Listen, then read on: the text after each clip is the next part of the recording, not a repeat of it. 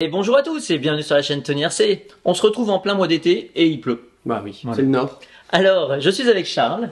Bonjour. Et aujourd'hui, on va vous parler de Tamiya, de à peu près 45 châssis, dont une plateforme qui a été utilisée pendant à peu près 10 ans et qui a encore été utilisée. Tout à fait. C'est un châssis commun qui a servi au touring et au TT, surtout dans les années 80-90. Tu nous as préparé une table avec plein de voitures, touring et TT aujourd'hui. Tout à fait. Donc, le châssis, ici, buggy des années 90, qui a très bien fonctionné, qui a été dérivé après en châssis touring, jusqu'à d'autres modèles un petit peu spécifiques. Donc, on va étudier ça, et tout part d'une même base, c'est-à-dire une cellule avant, une cellule arrière et une baignoire au milieu. Que tu as d'ailleurs monté, toi, sur ta Top Force, qui est juste là. Et donc, ici le châssis baignoire de la Mantaray, où c'est inscrit directement dans le moule, Mantaray 90. Et d'accord. Et ça, on le retrouve encore sur les moules qui sont sortis sur les voitures actuelles? Non, non, aujourd'hui, il n'y a, Ok. y a plus forcément la mention d'un modèle spécifique, mais plutôt de la plateforme, ou en tout cas de la référence de la pièce. D'accord. Voilà. Donc, je vais pas redémontrer et faire un détail sur le châssis, mais beaucoup de voitures ont partagé, en tout cas en buggy, cette plateforme de la Mantaray, évolué jusqu'au même Top Force, où tu l'as monté avec la version carbone, toutes les options, les roues libres, etc. Tout à fait. Et à côté de ça, ils ont aussi développé sur la même cellule, avec la même baignoire, les châssis touring, donc le TA01, et une évolution, le TA02. Alors, là, t'as enlevé les carrosseries. Tout à fait, la magie a opéré. Donc pour le coup, on retrouve bien donc cette baignoire ici en plastique, la cellule avant et la cellule arrière. La cellule arrière et la cellule avant qui sont restées au cadeau très longtemps avec un arbre de transmission. Ici, on a la même chose sur ta Top Force, c'est la même base plastique pour la cellule avec au milieu un châssis carbone. Donc oui, moi j'ai un châssis carbone au milieu, mais on retrouve exactement la même chose à l'arrière. La même architecture. Bah oui, c'est la classe, j'ai mis des petites vis dorées. Et après, Et je précise, j'avais mis une petite option en alu pour ceux qui l'avaient pas vu en live. pour renforcer tout à fait. Et puis après, sur les châssis touring, on retrouve exactement la même pièce. Alors là, elles sont Rouge. rouges. Alors, tu pourrais très bien acheter les pièces cellules rouges et les mettre sur ta voiture pour faire des mix. D'accord. Donc là, on est sur le TA01, c'est la version touring.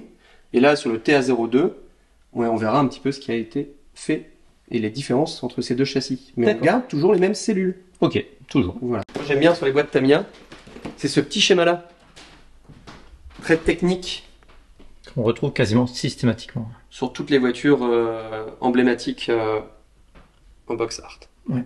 Donc là, c'est le châssis du TT.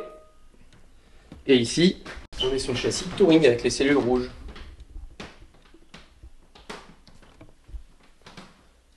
Alors ici, tu nous as préparé un schéma. Tout à fait, donc j'ai imprimé le châssis, ici l'empattement, donc c'est la distance entre l'axe des roues avant et l'axe des roues arrière, qui est donc 269 mm, et également la voie, donc c'est l'écartement entre la roue gauche et la roue droite, qui est de 250 mm, c'est le châssis tout-terrain, c'est les dimensions classiques d'un buggy. Oui. Donc on va On pouvoir... l'appelle le DF01. ce châssis. DF01, c'est le code du châssis. Et en fait, si j'enlève les éléments, j'ai une cellule avant, une cellule arrière et une Châssis. baignoire au milieu. Oui, une baignoire. Je voudrais en faire une version touring. Bah, Tamiya a repris exactement la même base, a juste raccourci la voie, mis des plus petites roues. On va comparer ici. Les roues du touring sont plus courtes, Oui. sont moins espacées. Et pareil pour l'empattement. Donc la solution, c'était de rapprocher les roues arrière avec des cardans qui ont pris de l'angle. D'accord. Mais on garde ça les les a pas mêmes gênés pièces. de mettre de l'angle. Tout à fait. On garde les mêmes pièces, la même cellule avant, la même cellule arrière et le même... Voilà. Donc la version touring qui est par TA, T comme touring. T comme touring, tout à fait. Et alors pourquoi DF? Alors, je pourrais éventuellement dire DF pour dirt et Dirt. F pour fort pour 4 Allez, roues motrices. Dirt pour la poussière. Tout à fait. Parce qu'à l'époque on roulait sur les pistes en terre. Le châssis touring s'étant bien développé dans les années 90, ils ont essayé de l'améliorer et ils ont fait un TA02.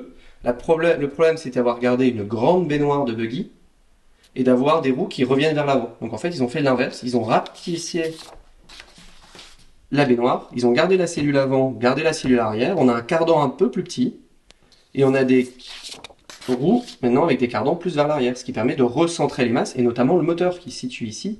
On recentre le moteur au maximum. Mais avec des cardans comme ça, on devait avoir de l'usure sur les noix, non? Oui, après les moteurs n'étaient pas aussi puissants. pas aussi puissants. Donc si je reprends sans bouger, on a le DF01, les cellules, la grande baignoire, les grandes roues bien écartées pour un buggy. On change pas, on en fait une version touring, on met juste les roues un petit peu plus au centre et des cardans qui prennent de l'angle. TA01. Le moteur étant un peu trop éloigné, et une grande baignoire ça sert à rien, on va tout recentrer et en changeant que la baignoire. TA02. TA02. Voilà, donc ça c'est vraiment la petite spécificité de ce modèle. Et donc là, tout à l'heure on a vu, il y a 45 modèles que je vais afficher sur la timeline.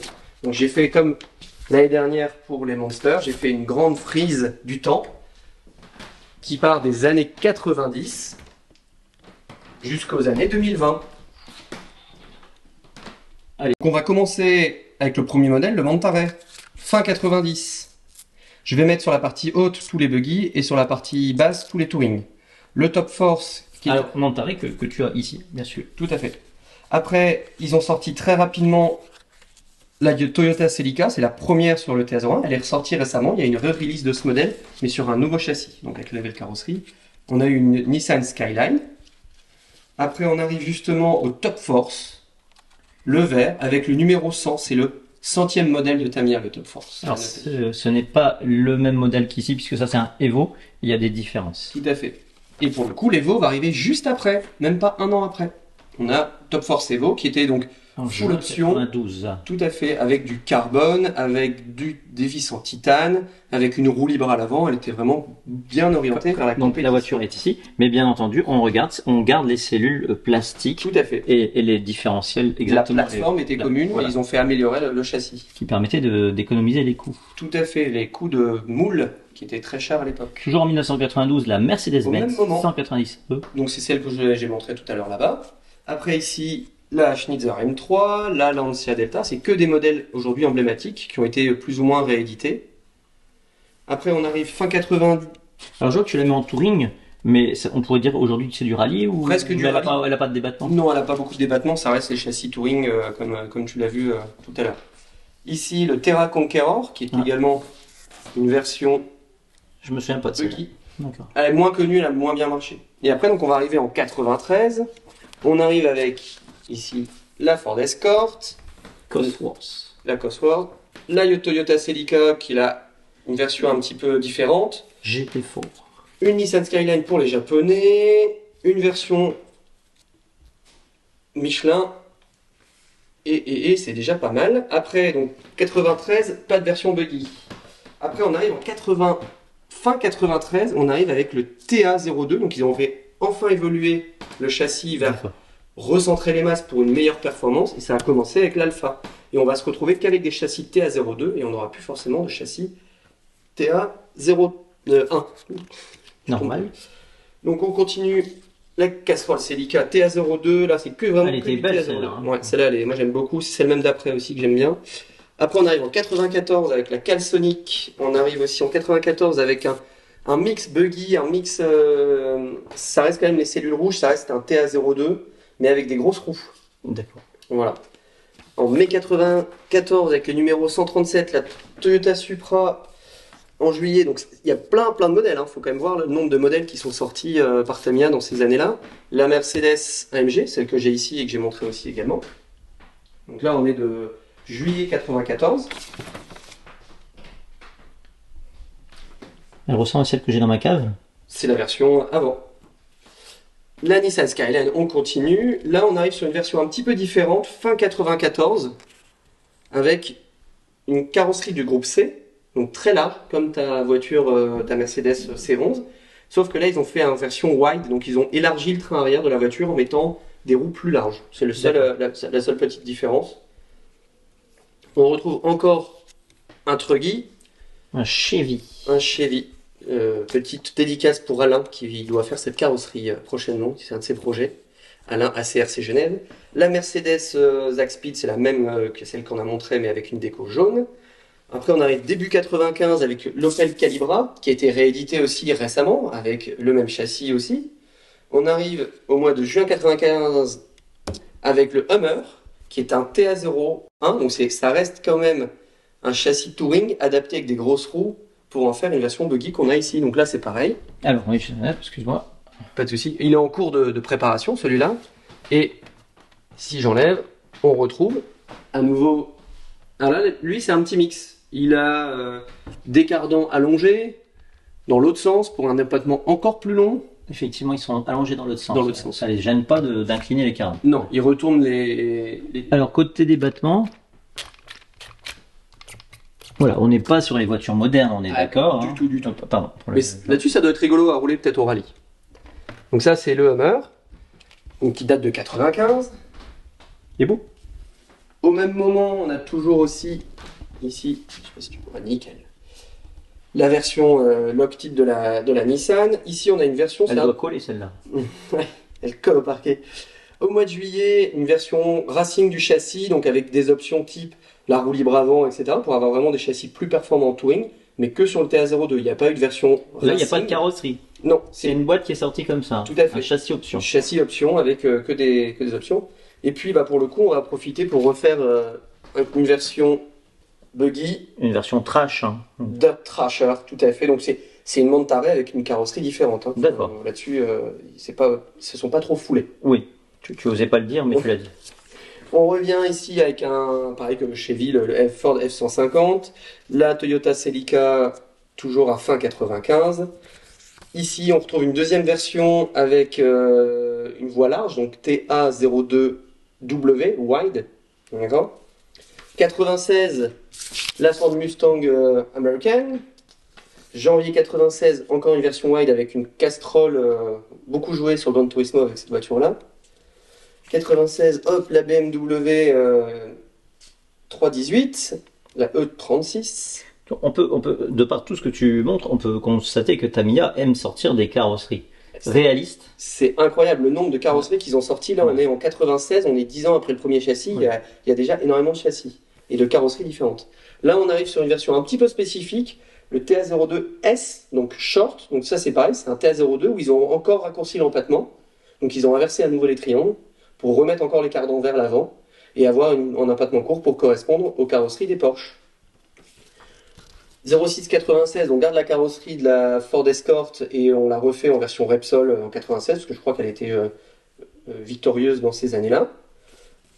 Fin 97, le Blazing Star, c'est le dernier de la génération des Monterey avec le châssis toujours identique. Que tu as ici. Que j'ai ici. Donc, le Blazing et tu Star. as la boîte. J'ai eu la boîte, je l'avais présentée en live avec toi un soir, on l'avait ouverte, elle vient c'était un châssis qui vient d'Angleterre. D'accord. Et pour le coup, Donc on est en 97. et ben on va s'arrêter là pour les années 90. D'accord. Mais c'est pas fini. Toutes les voitures. Et après, ils ont continué à utiliser ce châssis-là dans les années 2000. Donc on a un Porsche Cayenne, désolé, j'ai pas la petite image qui va bien, mais qui est pour le coup là un DF01. Donc c'est ce qui est un peu surprenant. C'est pas comme le Hummer qui est un TA. Là, c'est un DF avec son petit compagnon quelques mois plus tard avec le Mitsubishi type Dakar. Il y a un changement de look un peu dans la façon de faire les boîtes, puisqu'avant on n'avait pas d'arrière-plan. Tout à fait. Par là, on est quand même presque 10 ans plus tard. Hein. Enfin, on est fin des années 2000. Hein. Et après, on va passer dans la dizaine suivante, donc dans les années 2010. Ah oui, directement, là on saute. Tout à fait. Et donc, on passe de 2009 à 2018 avec la Lancia 037. Donc, ils ont adapté le châssis à cette carrosserie-là. Donc, c'est une version courte, mais qui n'est pas wide. Contrairement à toute la série très connue de la Porsche 911, la Porsche 934, la Black Edition et dernièrement, pour fêter les 45 ans de Tamiya, en 2021, la 45e anniversaire qui se base toujours avec le même châssis, les mêmes cellules avant, les mêmes cellules arrière. D'accord, donc tous ces châssis ici sont introuvables aujourd'hui. Sont très compliqués à trouver, on est sur de la collection pure, sur des châssis d'ailleurs en item 47 et puis en item 58. Voilà, 47, ça veut dire que c'était édition limitée. C'est ça, ça commence à être la règle là-dessus. Et donc, on a quand même là près... Donc, il y a plus d'une cinquantaine de modèles chez Tamiya sur les 30 dernières années, depuis le début des années 90, où on garde la même structure, les mêmes cellules. Oui, pas mal. Belle présentation, Charles. Et donc, comme on l'a vu, on finit avec le modèle 45e anniversaire, ou bien même la Lancia ici, qui est un châssis spécifique, ORC Park, il y a une nouvelle catégorie rallye qui arrive. Une petite envie de monter éventuellement un TA02S avec la carrosserie de la Lancia. Donc pour le coup, moi je suis pas trop intéressé par le châssis. C'est vraiment le fait de faire avec toi cette carrosserie et toute la partie weathering. Donc par contre, c'est une carrosserie en ABS. Je sais que tu détestes ça, ce n'est pas une carrosserie en Lexan transparente. Non, mais j'aime pas les peindre, les ABS. Mais si c'est mettre les stickers, ça me va. Les stickers, et là on fera vraiment du détail et surtout le weathering, le fait d'ajouter comme si elle avait roulé dans la terre et faire des projections à l'aérographe de peinture, etc., de peinture marron. Et l'autre modèle, hein, on est encore aujourd'hui avec le même châssis et les mêmes cellules, la 45e anniversaire sur la Porsche. Oh, quelle belle boîte, c'est collector voilà, celle-là. C'est collector, tout à fait. Ce n'est pas à moi celle-ci. Vas-y, vas-y. Tu enregistres encore? Non, j'ai coupé le que tu aimes bien faire à chaque fois. Ouais, je réfléchis à ce que je vais dire. J'ai bien fait. Tu dois dire quoi encore? Que là, c'était une review rapide. Là, une vision rapide de tous les modèles et qu'on fera peut-être ou pas. Donc ça, c'est ton mot de la fin. Une vidéo détaillée sur chaque. Eh ben, modèle. Je le remets là-bas et on fait. On n'a plus besoin de le faire devant ça. Non. Voilà, cette vidéo touche à sa fin, mais tu avais encore un petit mot à dire. Là, on a fait une review globale de la plateforme qui est partagée. On verra si on fait ou pas une vidéo dédiée vraiment à la plateforme DF01, au TA. Par exemple, tu peux trouver des cellules rose fluo, verte fluo et faire des châssis complètement fous. Girly. Tout à fait. Donc, on pourra essayer de voir ça peut-être dans une vidéo suivante avec plus de détails. Tu veux mettre ma Top Force rose, toi, je le vois. Tout à fait, tout à fait. Donc voilà. Donc là, l'idée, c'était de vous présenter rapidement toute la gamme. Ce qui est vraiment impressionnant, c'est des pièces plastiques qui ont perduré chez Tamiya, qui ont été utilisées sur plusieurs châssis, du buggy, la version piste, et ça sur un très grand nombre d'années. En tout cas, moi je remercie professeur Charles, hein, parce que avec professeur Charles Tamiya, vous apprenez beaucoup de choses sur l'univers Tamiya. Dites-nous ce que vous avez pensé de cette présentation de Charles en commentaire. Mais moi j'adore parce que cette petite timeline avec tous les modèles, et là c'était que les châssis sur la base commune qu'on a vu, je répète, TA01, TA02, DF01, il n'y a pas eu de DF02. Il y a eu un DF02, il y a eu d'autres châssis, donc ça sera peut-être aussi... Mais imaginez que on fasse cette timeline complète, mais avec tous les modèles Tamiya, donc je pense que c'est pas possible de le faire entièrement sur une vidéo, mais ça pourrait être fait par créneau de 5 ans ou par créneau de 10 ans. Tout à fait, voilà. À voir. Et peut-être si ça vous plaît, si cette idée vous plaît, dites-le nous en commentaire. Et en commentaire, laquelle est votre préférée, laquelle voudriez-vous avoir? Pour vous, c'est lequel le Graal? Voilà, de toutes les voitures que vous avez pu voir, même en imprimé. Hein. Voilà. Tout à fait. Ben, merci à toi Charles, franchement c'était super. Bonne journée à vous. Voilà, et pensez à vous abonner si c'est pas encore fait à la chaîne Tony RC. Et les pouces. Et les pouces sous la vidéo, c'est super important. Charles est déjà parti. Au revoir. Non, regardez, il faut mettre des pouces. Mettez des pouces.